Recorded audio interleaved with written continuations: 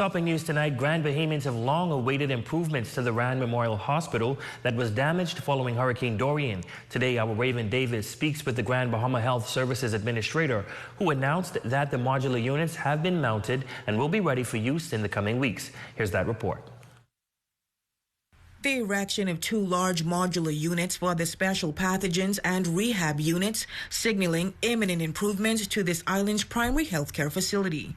The structures officially arriving last December to facilitate the implementation of COVID-19 protocols and to address bed shortages caused by Hurricane Dorian.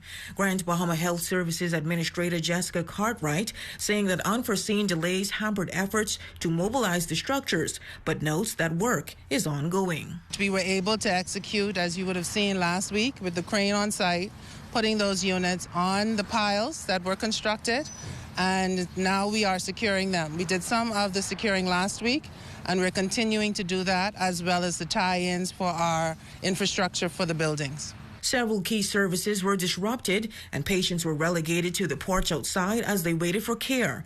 In that vein, Cartwright says the facilities will now allow officials to more appropriately handle patients. Echoing what the Minister of Health would have said, our intent was to ensure that we had a facility that would allow us to decompress emergency room from what we call PUIs, or persons under investigation for COVID-19, as well as those with suspected infectious diseases, and also allow us to improve our throughput in the emergency room. And so that is why we are so aggressive at the Public Hospitals Authority in making sure that we do that as quickly as we can.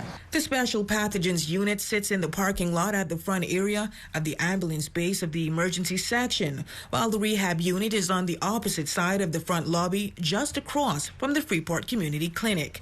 At this stage, Cartwright says the team is excited about the progress. We feel that it is something that we were planning, and to see what you're planning actually come into fruition is really a satisfying feeling.